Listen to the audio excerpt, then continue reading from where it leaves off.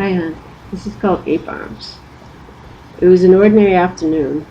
I was trying to reserve something or other, and I looked up to find these long arms around me. They were like long ape arms around me, and I was drawn in close.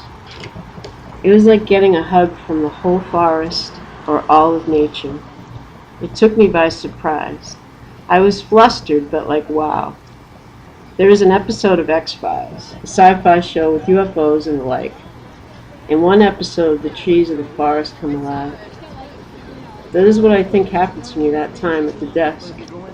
I think a giant tree enfolded me, took me in its arms, separating me from the mundane of living here. And I rested in the supernatural. At the time, I shuddered audibly.